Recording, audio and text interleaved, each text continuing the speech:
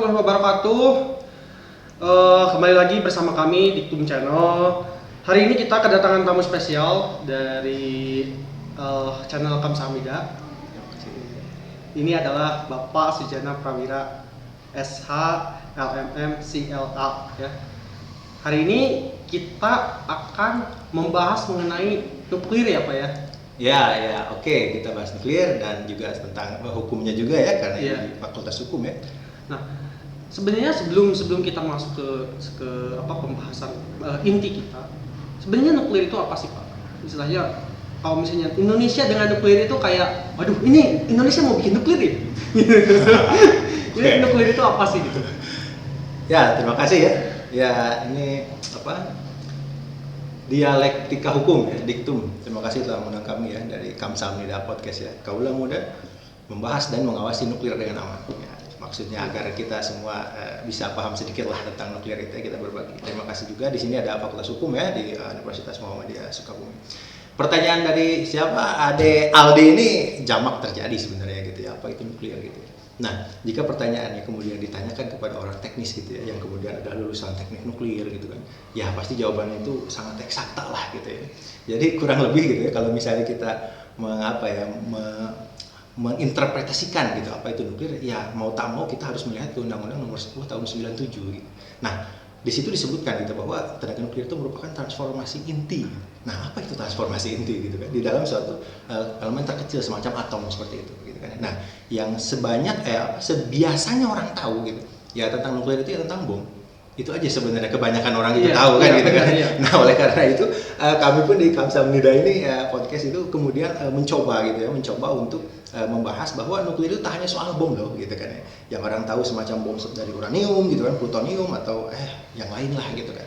Nah, semacam itulah. Jadi dia itu semacam zat-zat yang memang kimiawi ya gitu kan, bukan sesuatu hal yang seperti ilmu sosial seperti yang kita sedang pelajari sekarang ini gitu kan. Nah, seperti itulah gitu kan. Jadi di Undang-Undang Nomor 10 Tahun 1997 tentang ketenaga nuklir. Itulah nuklir. Kan orang tuh pada menganggap bahwa ini tuh berbahaya. Sebenarnya seberapa bahaya kalau misalnya katakanlah ada ledakan gitu. Katakanlah ada ledakan misalnya, seberapa bahaya nuklir tersebut misalnya. Ya memang hidup ini ada positif dan negatif kan gitu ya. Bahaya yes gitu kan ya. Tapi nuklir ini ada risk, ada benefit gitu kan. Yang pertama ya pasti kelihatannya risk gitu kan. Risk itu apa? Risiko gitu ya. Risiko ini ya secara kasat mata misalnya gitu, ketika kita mendengar adanya bom atom gitu ya tahun 45 ya di mana di Hiroshima dan Nagasaki gitu. Wah, itu nuklir itu gitu kan. Nah, itu jelas itu nuklir gitu ya, dan itu merupakan suatu risk yang merupakan yang bahaya banget gitu malah gitu kan. Dan bahayanya itu dibagi dua secara keilmuan itu. Pertama itu ada stokastik, yang kedua itu adalah deterministik. Jadi efeknya itu ada dua gitu. Pertama itu yang langsung saja gitu kan. Langsung kemudian kalau misalnya kita bisa meluluh gitu kan, kalau ke tangan dan sebagainya akan berbahaya. Dan ada juga yang tidak terasa. Tidak terasa kemudian terasanya itu ya mungkin 10 tahun kemudian gitu kan.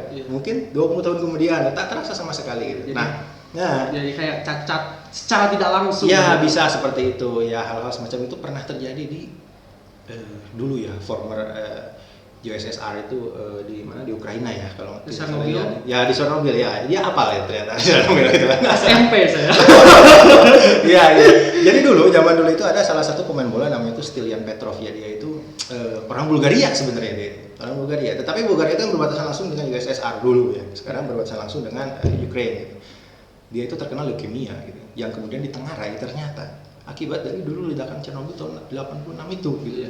Nah, itulah efek yang tak terasa sampai dengan puluhan tahun kemudian terasa gitu. Jadi bahaya yes, benefit yes gitu. Kenapa? Karena ada benefit, karena bisa dipakai buat banyak kegunaan seperti industri gitu kan, kemudian kesehatan gitu kan, dan juga penelitian gitu. Nah, di Indonesia sendiri itu gimana sih dunia parnukliran kita? Misalnya kita punya berasal dari nuklir gitu, apakah PLTN, apakah istilahnya kapal pesawat gitu loh yang bertenaga nuklir gitu. Kita punya nggak untuk itu? Ya, terima kasih dari Aldi ya gitu. Kalau pemanfaatan di kita nuklir ini lebih kepada hal-hal yang memang benefit ya, yang kemudian peaceful uses gitu, untuk kedamaian ya, untuk tujuan damai gitu, tujuan damai. Di Indonesia sendiri belum ada PLTN gitu. Karena memang tampaknya ya seperti Ade bilang ya gitu kan, bahwa memang kalau misalnya ada PLTN gitu kan, NPP ya kalau di luar itu namanya nuclear power plant gitu dimiliki oleh suatu negara, maka seolah ya kita memiliki gitu kan, memiliki apa daya yang kuat lah gitu kan di mata negara lain gitu kan ya. Sayangnya memang kita belum memiliki PLTN gitu kan saat ini belum ada PLTN gitu ya. Tapi pemanfaatan tenaga nuklir itu bukan hanya PLTN pastinya gitu kan ya, karena memang ada hal-hal lain yang bisa dimanfaatkan seperti halnya contohnya nih ya gitu kan untuk industri misalnya, untuk industri. Kalau misalnya kita untuk mengukur itu loh ketebalan kertas gitu ya di pabrik kertas itu menggunakan teknologi nuklir itu gitu kan, karena pakai sesuatu hal yang memang berasal dari nuklir gitu. Nah jadi kita bisa membuat kertas itu sama apanya ya ketebalannya itu loh gitu kan, Iya, seperti iya. itu gauging ya gitu kan. Nah itu ketebalannya bisa terlihat seperti itu. Kita kalau buat sendiri kan nggak bisa tempat sendiri gitu kan. Semacam itulah gitu kan. Nah itu kalau di industri ya, di kesehatan ada lagi seperti sinar X ya, sinar X dalam hal ini seperti X-ray lah gitu kan. Iya. Nah tampaknya kan itu biasa saja gitu ya, tetapi itu mengandung radiasi gitu kan ya, radiasi itu berasal dari nuklir gitu kan, dan radioaktif gitu kan, dan juga memang ya penelitian. Oh ya jangan lupa bahwa PLTN itu kita tak memiliki, tetapi kita punya research reactor gitu. Research reactor ini reaktor riset yang digunakan untuk penelitian. Nah kita punya 3, kita itu Indonesia ya punya 3 reaktor, itu di Jogja, di Bandung, sama di Serpong. Nah tapi untuk penelitian gitu kan ya, bukan untuk PLTN. Bukan untuk diperjualbelikan ya hasilnya itu. Bukan untuk bukan gitu Iya. seperti itu sekarang gitu kan ya. Berarti kita masih kalah sama matahari buatannya Cina. Ya.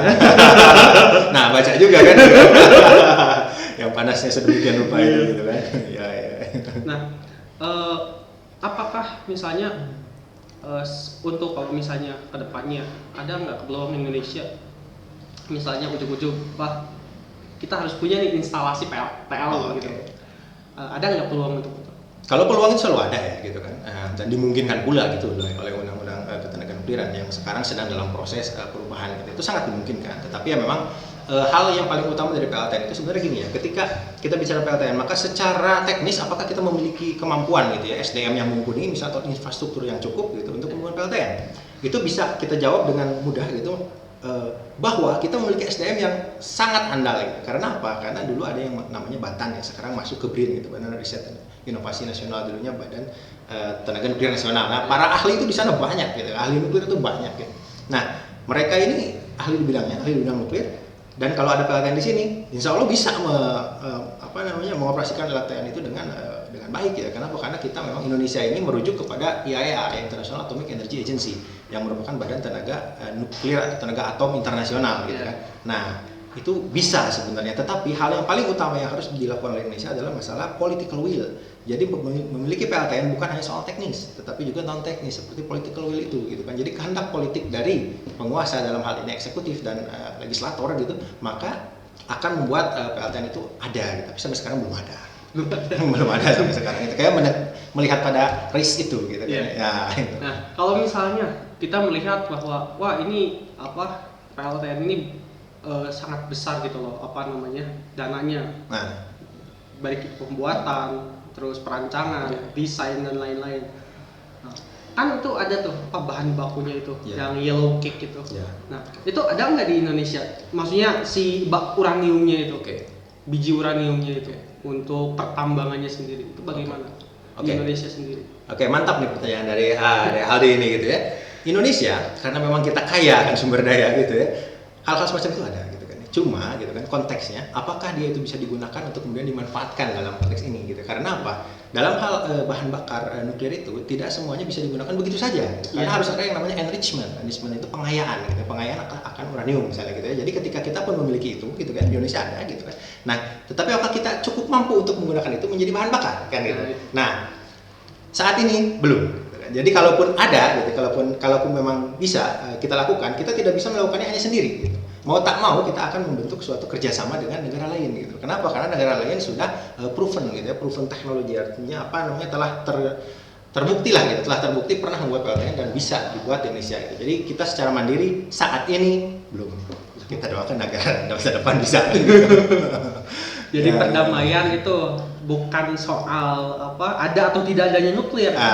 Nggak ada nuklir pun perdamaian itu bisa dijaga. Ada pun bisa dijaga. Nah, saya tuh mencari-cari mengenai tenaga atom internasional tadi yang Bapak Ah. singgung. Nah, dengan istilahnya dengan mereka tuh semangat untuk mengembangkan teknologi nuklir yang tidak demilitarisasi, Oke. ya, mengena ke militer. Istilahnya mereka, wah ini banyak loh yang mau yang bisa dikembangkan gitu, tanpa istilahnya jangan budal terus gitu loh. Ya. Ya. Tapi di situ ada di semangat di semangat itu ada treaty anti nuklir. Oke. Ya, yang istilahnya ada satu web yang saya singgung itu Indonesia katanya belum menandatangani treaty itu. Oke. Ya, itu kenapa Pak biasanya? Oh, oke. Terima kasih ya. Jadi sudah cukup dalam ini Ade Aldi soal IAI gitu ya.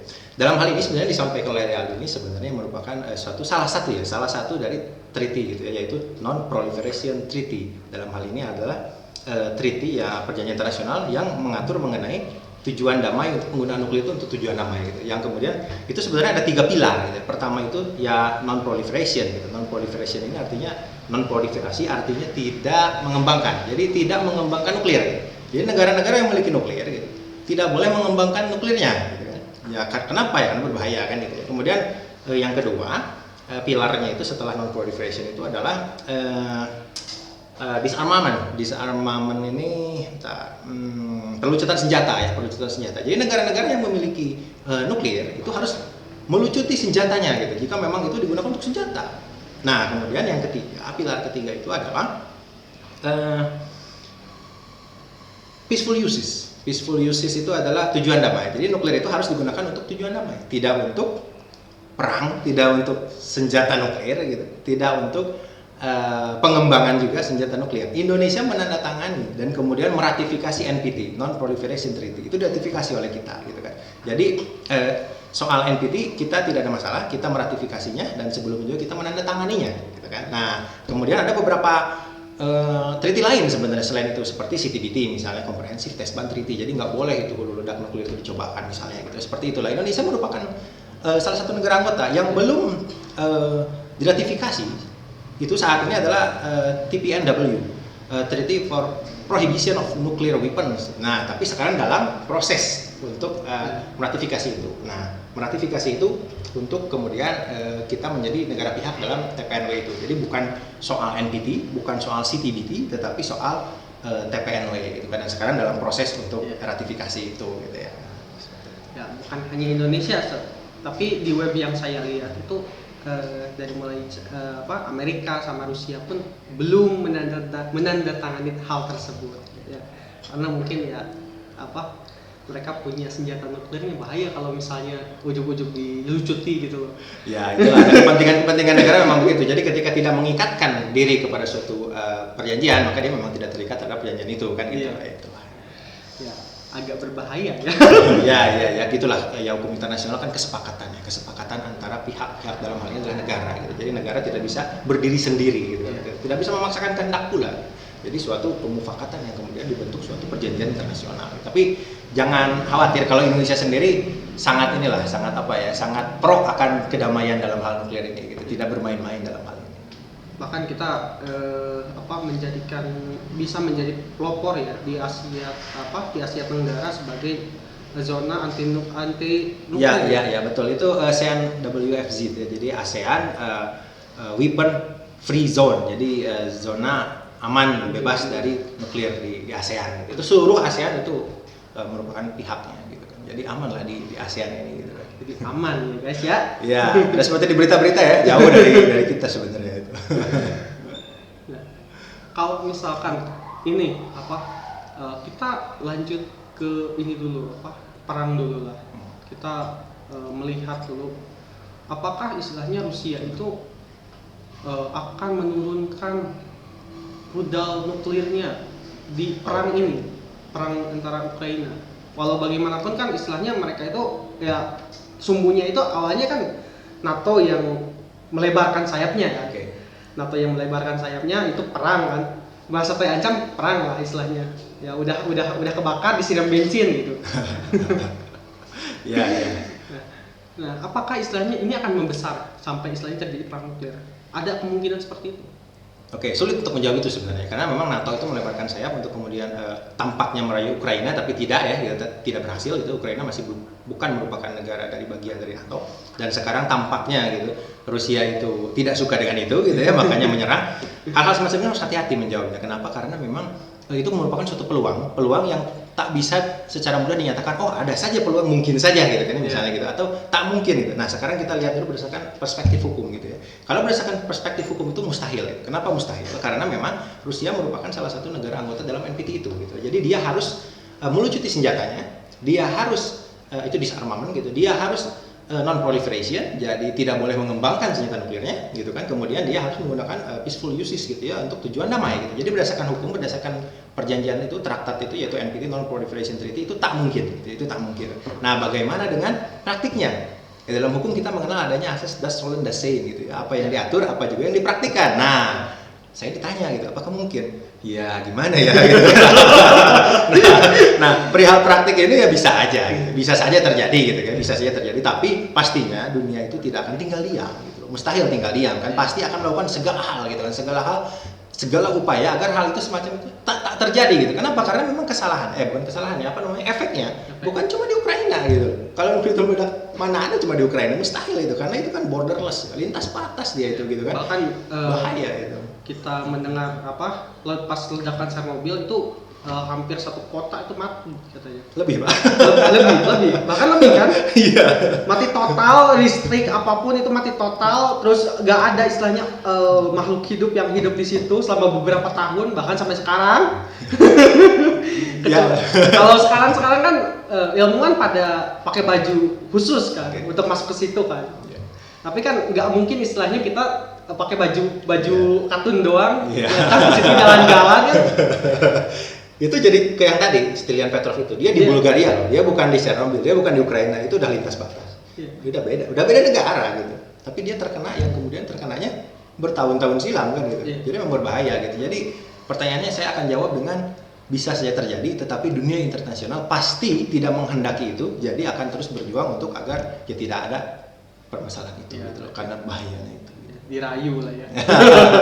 Ya dengan cara-cara diplomasi ya gitu kan, karena kalau dengan cara-cara perang itu kan wah rusak seperti yang sekarang terjadi ya di Ukraina. Oh ada ya, dan jangan salah pula ya bahwa yang namanya perang itu bahkan Rusia itu tidak mengakui itu sebagai suatu perang gitu ya. Jadi dalam komunitas yang namanya recognize gitu ya, pengakuan gitu ya. Dalam hal ini militer bukan Ukraina Rusia tidak menyatakan bahwa ini perang, ini adalah special military operation gitu. Jadi operasi militer yang spesial, yang khusus gitu kan, yang begitu bilangnya gitu kan. Dan IAEA pun memang sangat hati-hati dalam mentreatment ini gitu ya. Jadi istilahnya itu adalah military operation gitu. Jadi operasi militer. Karena apa? Kalau kita menggunakan masalah perang, masalah agresi, masalah invasi itu nanti akan kepada konvensi Jenewa gitu kan, kemudian kemana-mana lah gitu kan, tentang hal-hal yang hukum humaniter gitu kan, seperti itulah gitu. Ya inilah udah mulai menyenggol tentang hukum kan, gitu. Tanya soal nuklir saja gitu. Ya. Nah, kalau misalkan seperti itu, kita misalnya katakanlah punya misalnya sebuah PLTM. Nah di situ sebenarnya di Undang-Undang 10 tahun 97 itu ada menyenggol masalah pembuangan limbah, pembuangan limbah itu, bahan bakarnya. Nah, maksud dari pembuangan limbah itu maksudnya emang ada limbahnya gitu, atau istilahnya itu this is clean, energi clean gitu. Ini energi bersih gitu. Nah ini bagaimana cara menjawabnya? Oke, limbah radioaktif ya, seperti ya dalam hal ini radioactive waste gitu, itu diatur di dalam memang UU 10, tapi itu kan gedean ya di atas ya gitu, artinya peraturan yang lebih besar, lebih umum gitu ya. Kemudian diturunkan pula melalui peraturan pemerintah ya nomor 61 tahun 2013. Nah itu di situ pengelolaan limbah radioaktif gitu ya. Nah yang terbayang oleh kita gitu kan, bagaimana sih limbah itu gitu? Yang diketahui oleh kita seperti kan limbah itu kayak limbah rumah sakit B3 lah gitu kan, berbahaya, beracun kan gitu ya. Nah tetapi itu ada di undang-undang lain gitu, itu undang-undang LH gitu ya, masuknya ke situ kalau B3 gitu ya. Dan posternya suka lihat lah ya kayak gimana gitu kan bentuknya. Nah sementara kalau nuklir radiasi kan beda lagi ya gitu kan. Nah dia itu dikecualikan dari ULH gitu kan, undang-undang tentang lingkungan hidup. Dia ada spesial pengaturan gitu ya dalam hal ini ya melalui peraturan pemerintah nomor 61 tahun 2013 itu. Nah di situ disebutkan gini bahwa limbah radioaktif itu harus dikembalikan ke negara asal karena kebanyakan dari kita tuh memang impor gitu kan. Nah, jadi tak mungkin gitu ya radioaktif itu untuk kemudian dilimpahkan di Indonesia sendiri. Kenapa? Karena memang dalam perjanjiannya ketika sebelum masuk gitu kan, sebelum masuk ke Indonesia, karena di Indonesia itu harus tahu ya masalah from cradle to grave gitu, mulai datangnya itu nuklir sampai dengan berakhirnya itu nuklir harus diketahui. Nah, sebelum diimpor, maka dia itu ada perjanjian internasional dalam hal ini yang menyatakan bahwa jika sudah selesai maka dikembalikan ke negara asal. Nah, itu poin pertama, maka amannya di situ gitu. Nah, kemudian poin kedua yang kebanyakan jika memang itu diproduksi dalam negeri, maka dia itu masuk ke dalam kategori yang harus dilimbahkan di suatu tempat yang telah diatur oleh pemerintah melalui Batan, PTLR Batan itu jadi pusat apa ya semacam penyimpanan limbah radioaktif yang memang harus dipusatkan di situ. Nah, dulu namanya Batan, Badan Tenaga Nuklir Nasional, sekarang di bawah BRIN ya. Badan Riset dan Inovasi Nasional. Jadi ada di Indonesia, tetapi sebagian besar daripada radioactive waste itu memang dikembalikan ke negara asal karena memang sebagian besar adalah penggunaannya dari impor. Nah, jadi dalam hal itu pun pemerintah telah mengaturnya lah gitu kan ya perihal radioactive waste ini. Berarti yellow cake itu belum bisa kita produksi, masih impor kita. Mungkin itu masalah itu. Kalaupun misalnya buat sampai sekarang PLTN itu belum bisa buat.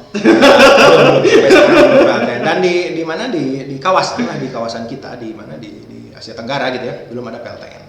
Yang terdekat itu sebenarnya Vietnam yang mau membangun dulu beberapa tahun silam, tapi kemudian tidak berhasil itu dua rencananya. Kemudian ada beberapa hal tertentu yang kemudian yang menjadi alasan politis lah ya gitu kan untuk kemudian tidak jadi gitu. Mungkin ini melihat Jepang mungkin PLTN-nya yang pas banjir besar itu, PLTN-nya ada yang reaktornya ada yang meledak.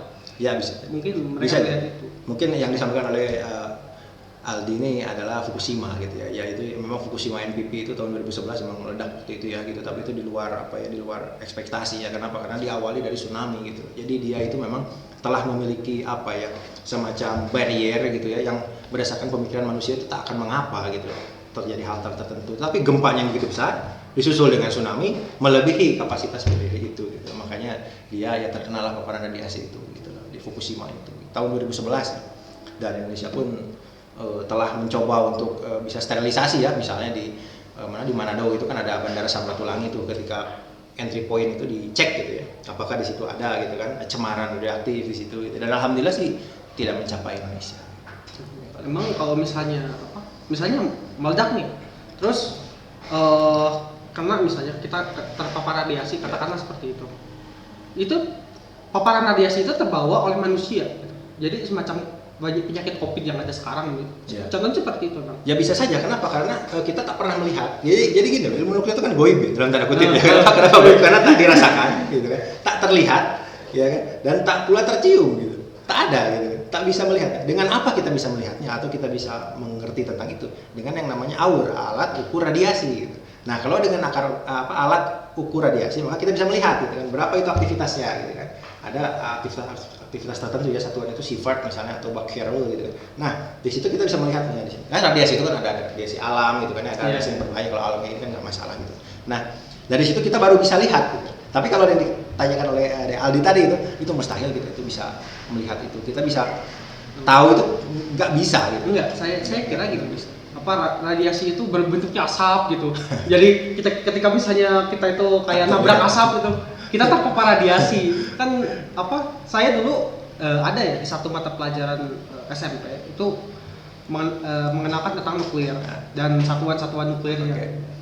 Dia itu di halaman depannya itu memperlihatkan Chernobyl itu. Chernobyl terus dampaknya segala macam sampai ke titik dimana istilahnya ada katanya elephant food. Aku nggak tahu istilahnya elephant food itu inti nuklirnya yang istilahnya telah meleleh atau kayak gimana. Tapi di situ dinyatakan sebagai inti nuklirnya di mata pelajaran itu. Ini kayak kata saya bahaya juga ya. Tapi kenapa dipelajari gitu?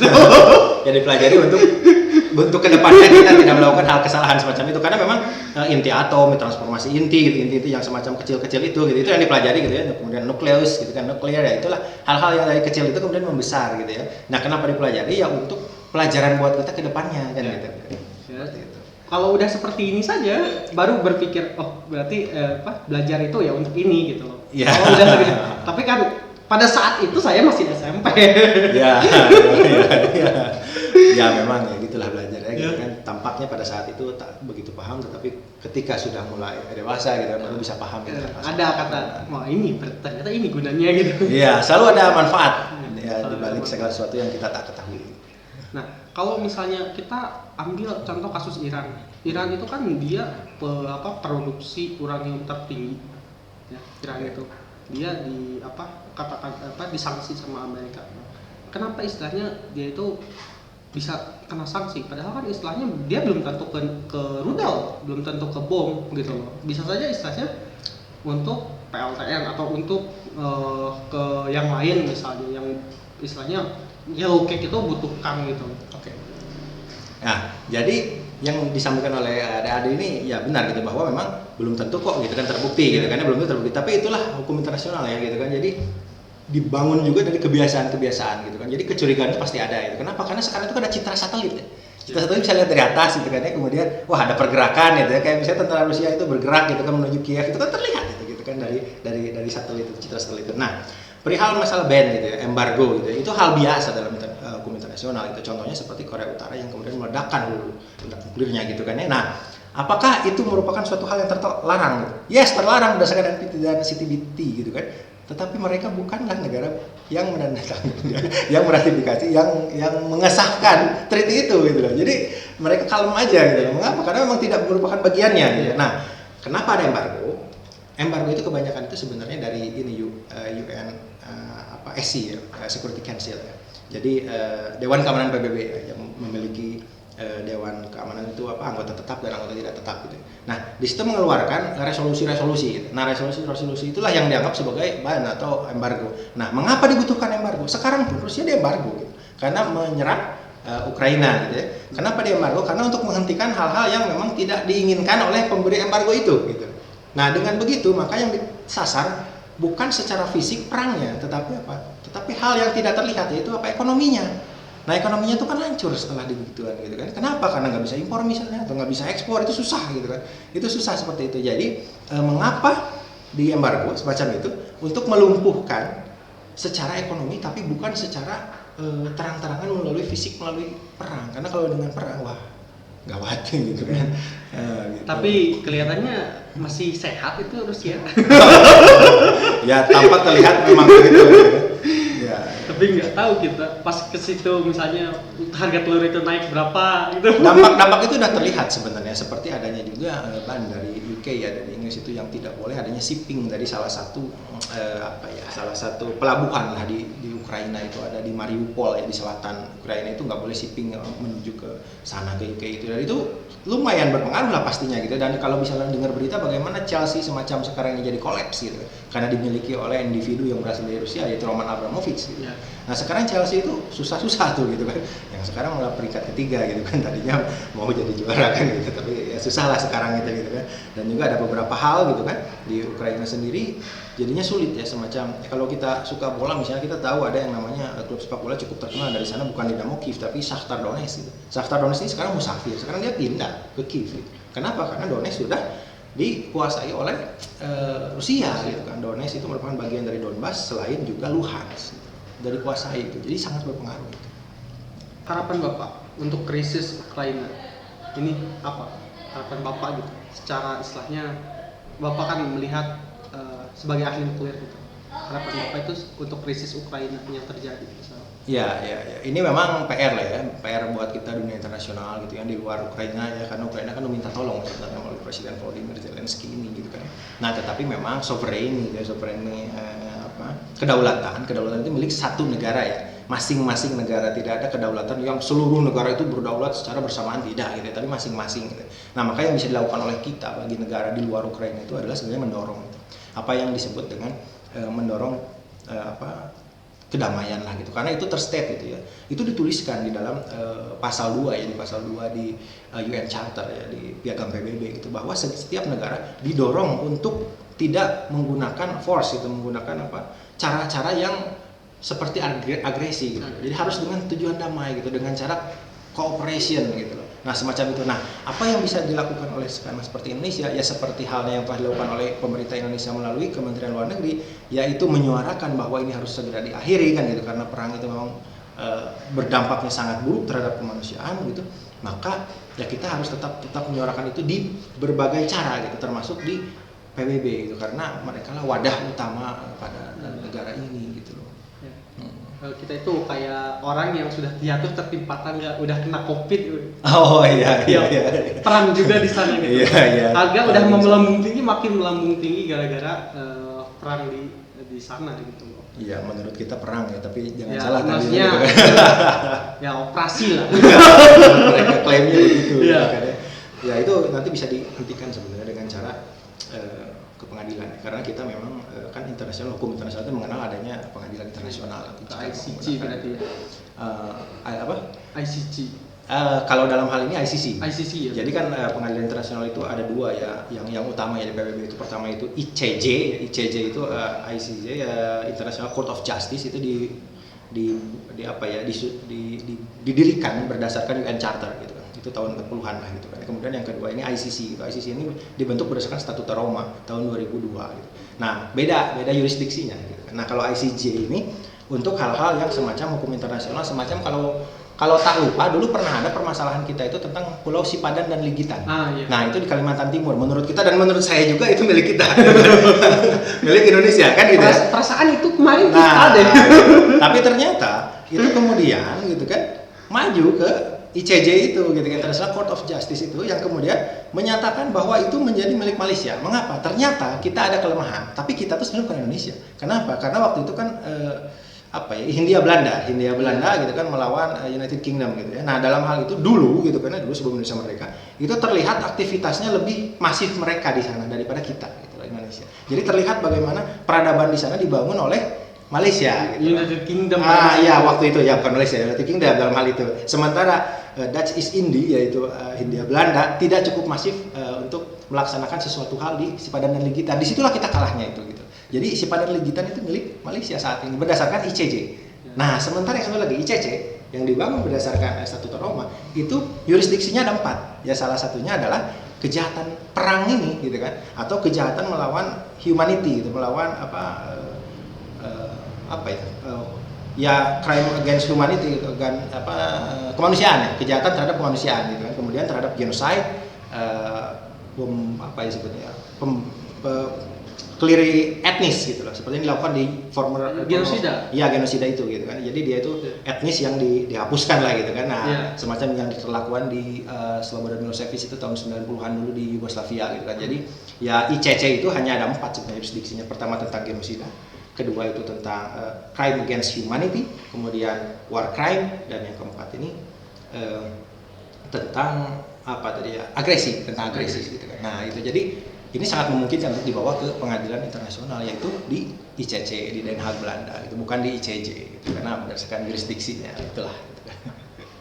Jadi harapan kita itu ya ini cepat kelar lah ya istilahnya. Walau bagaimanapun kan baik itu ekspor atau impor, Indonesia itu menjadi Rusia dan Ukraina itu menjadi dua negara yang paling penting gitu dalam perdagangan di Indonesia sendiri. Dan istilahnya harga bahan pangan atau bahan baku pun ya kita ngelihat ke keadaan Eropa sana ya berarti ya, untuk melihat wah ini ekonominya lagi kayak gimana gitu.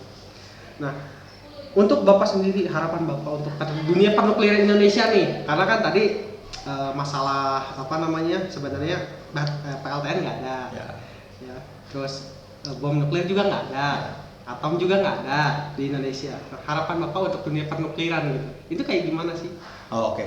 Ya tentunya gitu kan, baik ada atau tidaknya PLTN gitu kan, yang memang dirasa sepertinya keren gitu misalnya di dunia internasional gitu, ada atau tidak, sebenarnya bukan masalah keren atau tidaknya gitu. Tapi bagaimana kita bisa melaksanakan apa yang menjadi atau yang telah disepakati melalui NPT Non-Proliferation Treaty, yaitu peaceful uses gitu, untuk tujuan damai gitu. Dan juga disarmament, pelucutan senjata untuk negara-negara yang memiliki senjata nuklir, karena cuma 5 negara yang diakui berdasarkan NPT itu memiliki senjata nuklir weapon state itu, nuclear weapon state itu, yaitu UK, US, Russia, and then China and France gitu. Karena selebihnya tidak dianggap sebagai nuclear weapon state gitu. Nah, kita bukan nuclear weapon state gitu kan, dan kita tidak punya kepentingan apapun untuk melakukan senjata nuklir gitu atau mengembangkan senjata nuklir. Itu hanya untuk kesengsaraan saja gitu. Justru itu mengapa kita akan meratifikasi TPNW gitu, Treaty for Prohibition on Nuclear Weapons, itu sangat tepat gitu ya, dan kita saat ini terus saja sesuai jalur, yaitu untuk peaceful uses gitu, untuk tujuan damai saja gitu kan. Perihal itu seperti dalam tanda kutip gagah-gagahan saja tetapi berbahaya gitu. Jadi lebih baik semacam ini, kalaupun nanti ada PLTN gitu ya, kita akan melakukannya dengan sesuai dengan standar-standar yang memang ada dan juga mengacu kepada standar yang telah diberikan oleh IAEA International Atomic Energy Agency demi terciptanya safety, security, and safeguard, keselamatan, keamanan, dan kedamaian dalam ketenaga nukliran di Indonesia. Nah, di Indonesia sendiri kan tadi kan ada 3S itu. Nah, siapa yang mengawasi itu? Oh iya. Nah, yang mengawasi itu ada badan pengawas namanya, ya dibentuk berdasarkan Undang-Undang 10 juga ya. Kalau di Indonesia ada badan pengawas tenaga nuklir itu. Jadi ada promoting body dalam hal ini Batan pada waktu itu yang sekarang BIN, kemudian ada regulatory body gitu kan. Nah, jadi kalau kita merupakan anggota dari IAEA, maka kita itu atau negara itu harus memiliki badan pengawas tenaga nuklir yang independen gitu, terlepas dari promoting body itu gitu kan. Nah, jadi separate gitu ya, terpisah gitu. Nah, di kita ada badan pengawas tenaga nuklir gitu yang mengawasi segala pemanfaatan tenaga nuklir di Indonesia. Berarti itu beda ya sama Batan? Oh iya, beda dalam hal ini. Yang satu adalah untuk promoting body, yaitu pelaksana, kemudian yang satu untuk badan pengawas gitu kan. Dan itu di seluruh dunia seperti itu gitu kan. Seluruh dunia seperti itu. Yang punya afiliasi dengan IAEA ya gitu. Ya, seperti itu. Terima kasih Pak telah mau ngobrol dengan kami ya. Walaupun pertanyaannya acak adul ya. Kesana kemari kadang-kadang.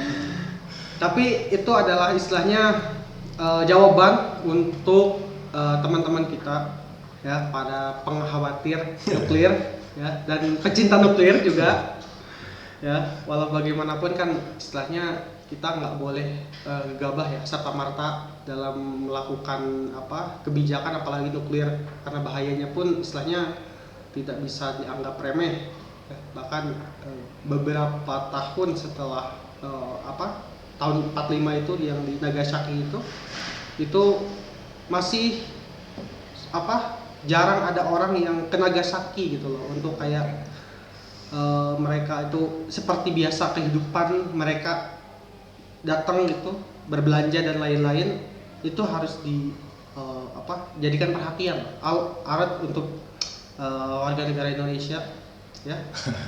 Nah, bagaimanapun hari ini cukup sekian dulu. Oke. Ya. Terima kasih kepada Bapak. Dan untuk teman-teman yang menyukai video ini, silakan like, subscribe, dan sampai jumpa di video berikutnya. Bye. Oke, terima kasih ya Diktum ya, Dialektika telah mengundang kami dari Kamsam. Oke, terima kasih.